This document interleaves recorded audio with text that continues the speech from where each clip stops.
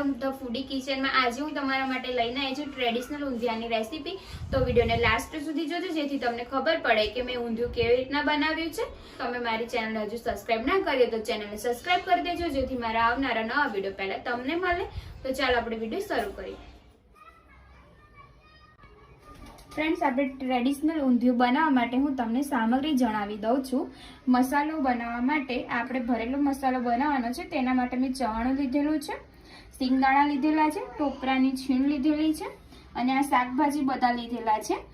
રતાળું લીધેલું છે, સુરણ લીધેલું છે, બટેકા લીધેલા છે, પછી પાપડી લીધેલી છે, આ વાલોડ પાપડી લીધેલી છે 1 વાટકી, આ શક્કરિયો લીધેલા છે 1 વાટકી અને મેં રવૈયા લીધેલા છે 3 થી 4, આ ચણાના દાણા લીધેલા છે લીલા, આ સુરતી પાપડી લીધેલી છે અને દાણા લીધેલા છે, તુવેર લીધેલી છે, વટાણા લીધેલા છે 1 વાટકી, આ મરચાં લીધા છે મેં વઢવાણી ભરવા માટે અને ટીંડોળા બી છે અને આ ટામેટાની 2 ટામેટાનું ગ્રેવી કરેલી છે અને લીલું લસણ લીધેલું છે અને 2 વાટેલા મરચાં લીધેલા છે અને બીજી જે સામગ્રી જોઈશે એ હું તમને વિડીયોમાં જણાવી દઈશ।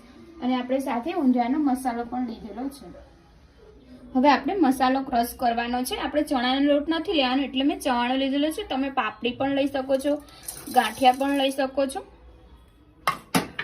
સિંગદાણા લઈ લઈશું, ટોપરાનું છીણ લઈ લઈશું અને આની અંદર હવે આપણે હળદરને જે મસાલા એડ કરવાના છે એ મસાલા એડ કરી દઈશું। 1 ચમચી મરચું એડ કરીશું, આ કાશ્મીરી મરચું લીધેલું છે, હળદર એડ કરીશું, થોડું તીખું મરચું એડ કરીશું, થોડું આપણે જીરું એડ કરી દઈશું। હવે આને ક્રશ કરી લઈશું। મસાલો આપણે સરસ રીતે ક્રશ થઈ ગયો છે। હવે આપણે એને કાઢી લઈશું એક વાસણમાં। સરસ રીતે મિક્સ થઈ ગયો છે અને મિક્સરમાં સરસ ભૂક્કો થઈ ગયો છે। તમારે આવું જ કરવાનું છે અને અંદર મેં 1 ચપટી ખાંડ નાખેલી છે। તમે વધારે કડ્યું ખાતા હોય તો થોડી વધારે નાખી શકો છો, મેં 1 ચમચી જેટલી લીધેલી છે। હવે આપણે આની અંદર થોડું લસણ લઈ લઈશું, અમે ખાંડેલું લસણ લીધેલું છે। હવે આપણે લીલું લસણ લઈ લઈશું અને મરચાંનું લઈ લઈશું થોડી પેસ્ટ, મિક્સ કરી દઈશું સરસ રીતે।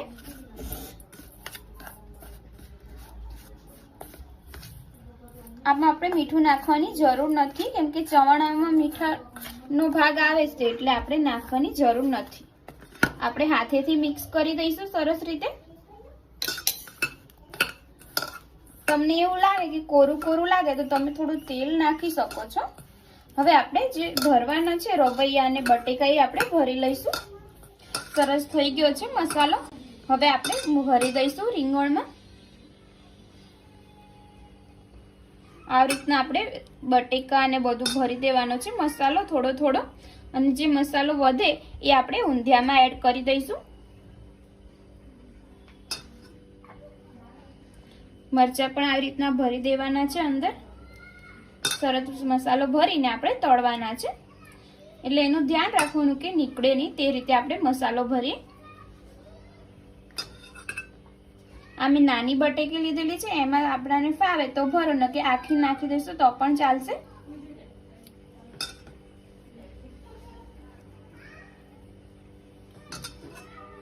હવે આવી રીતના આપણે બધામાં મસાલો ભરી દઈશું।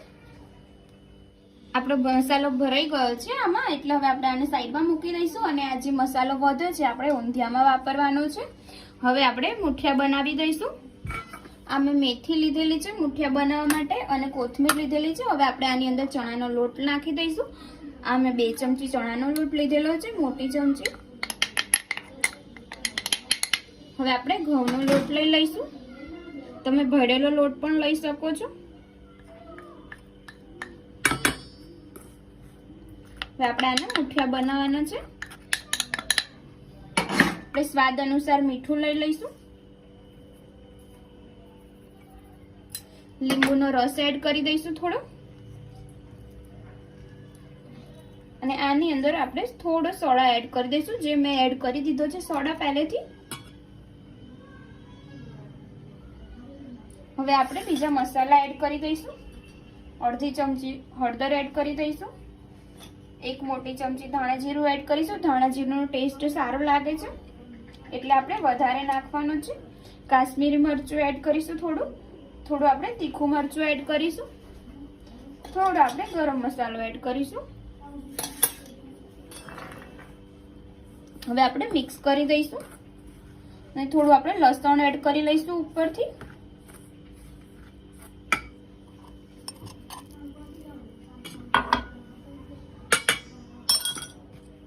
થોડી આપણે ખાંડ એડ કરી દઈશું।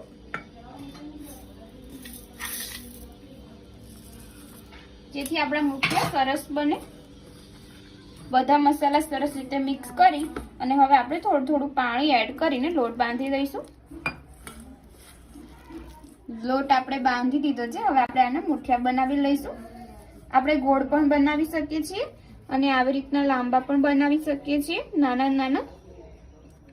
આપણે બહારથી જ્યારે ઊંધિયું લાવીએ ત્યારે આવી રીતના હોય છે, એટલે આપણે એવા જ બનાવવાના છે। આવી રીતના આપણે મુઠિયા બનાવી લઈશું। હવે આપણે મુઠિયા રેડી થઈ ગયા છે। આ મસાલો ભરાઈ ગયો છે। હવે આપણે આ બધા શાકભાજી તળી લઈશું। તળવા માટે મેં તેલ મૂકેલું છે કડાઈમાં। તેલ ગરમ થઈ જાય એટલે આપણે અંદર શાકભાજી તળી લઈશું નાખીને। હવે આપણે તળી લઈશું। તો સૌથી પહેલા આપણે શક્કરિયા તળી લઈશું।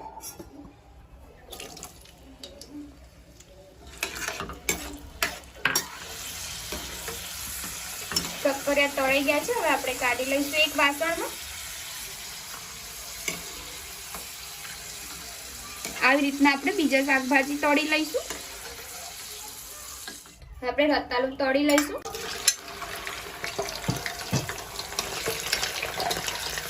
આપણે સુરણ તળી લઈશું।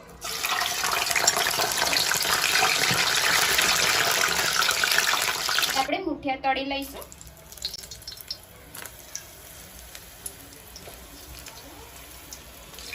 ધીમા ગેસ ઉપર જ તળવાના છે, જેથી આપણે સરસ રીતે તળી જાય, અંદરથી કાચા ના રહે એટલા માટે ફેરવતા રહીશું।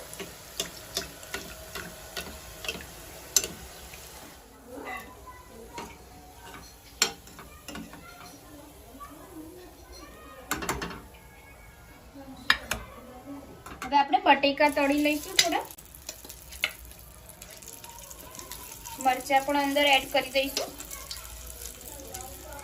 મેં થોડું તેલ કાઢી લીધેલું છે, કેમ કે પછી તેલ મસાલા વાળું થઈ જાય એ તો પછી આપણે કંઈ કામમાં ના આવે, એટલા માટે આટલા જ તેલમાં આપણે શાક પણ બનાવી દઈશું।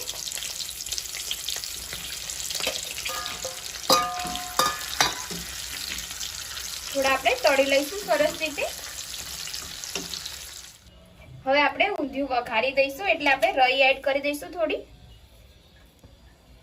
જીરું એડ કરી દઈશું 1 ચમચી, અને મેં તમાલપત્ર અને મરચા લીધેલા છે એ આપણે એડ કરી દઈશું અને શેકાવા દઈશું। હવે આપણે હિંગ એડ કરી દઈશું। મસાલા સરસ રીતે શેકાઈ ગયા છે। હવે પાપડી એડ કરી દઈશું। આ વાલોર પાપડી લીધેલી છે। હવે આપણે સુરતી પાપડી એડ કરી દઈશું। વટાણા એડ કરી દઈશું। મિક્સ કરી દઈશું સરસ રીતે।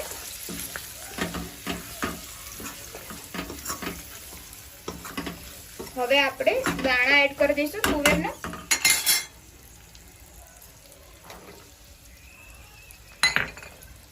હવે આપણે લીલું લસણ અને મરચાં લઈ લઈશું।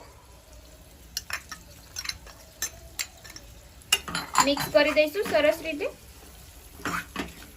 હવે આપણે હળદર એડ કરી દઈશું। 1 ચમચી આપણે લઈશું।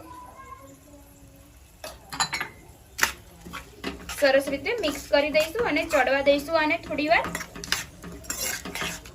લીલા ચણા એડ કરી દઈશું અને ઉપરથી આપણે ટામેટા લઈ લઈશું। ટામેટાની મેં ગ્રેવી કરેલી છે, 2 ટામેટાની।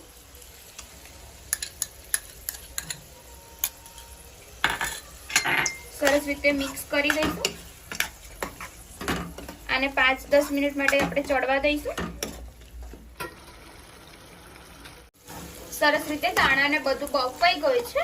10 મિનિટની અંદર જ સરસ થઈ ગયું છે। હવે આપણે ઉપરથી બીજા શાકભાજી જે છે એ એડ કરી દઈશું। એની પહેલા આપણે થોડું લસણ એડ કરી દઈશું।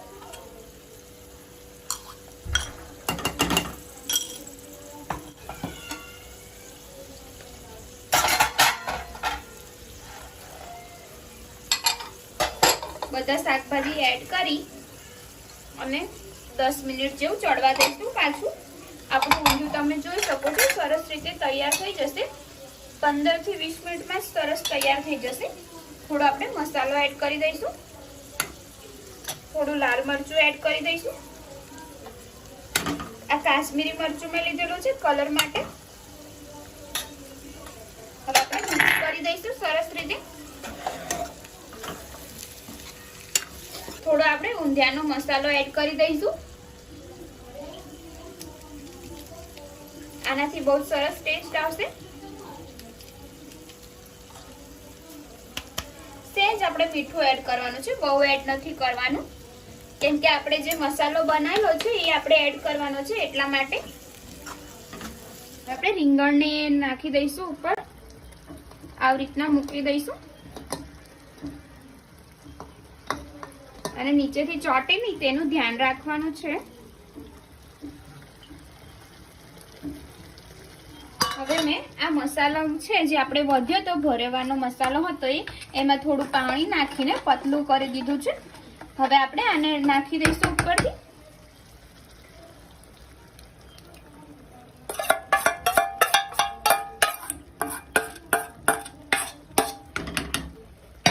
થોડી આપણે ખાંડ એડ કરી દઈશું અને 10 મિનિટ માટે ઢાંકીને મૂકી દઈશું। હવે આપણે આ ઉપરથી એડ કરી દઈશું। મુઠ્ઠી આપણે આવી રીતના મૂકી દઈશું। હવે આને ઢાંકીને આપણે ચડવા દઈશું। હવે આપણે આને ઢાંકીને મૂકી દઈશું। સીબા ઉપર મેં થોડું પાણી એડ કરેલું છે, આપણે અંદર નથી નાખ્યું એટલા માટે। આપણે પાણી ના નાખીએ તો સરસ ટેસ્ટ આવશે એટલે મેં અંદર પાણી નથી નાખ્યું। જો તમારે રસો કરવો હોય તો પછી તમે નાખી શકો છો। આને 10 મિનિટ માટે મૂકી દઈશું ધીમા ગેસ ઉપર। આપણું ઊંધિયું રેડી થઈ ગયું છે, મેં સર્વ કરી દીધું છે। ઉપરથી કોથમીર ભભરાવી છે। તમે પૂરી સાથે ખાઈ શકો છો, રોટલી સાથે પણ ખાઈ શકો છો, બહુ જ સરસ લાગશે। તમે ઘરે જરૂરથી ટ્રાય કરજો। જો તમને મારી આજની રેસીપી પસંદ આવી હોય તો વિડીયોને લાઇક કરજો, શેર કરજો, કમેન્ટ કરજો। કમેન્ટમાં મને જરૂરથી જણાવજો। અને હજુ સુધી જો તમે મારી ચેનલ સબસ્ક્રાઇબ ના કરી હોય તો ચેનલ સબસ્ક્રાઇબ કરી દેજો, જેથી મારા આવનારા નવા વિડીયો પહેલા તમને મળે। તો ચાલો હવે મળીએ આપણે એક નવા વિડીયો સાથે। જય માતાજી, જય શ્રી કૃષ્ણ।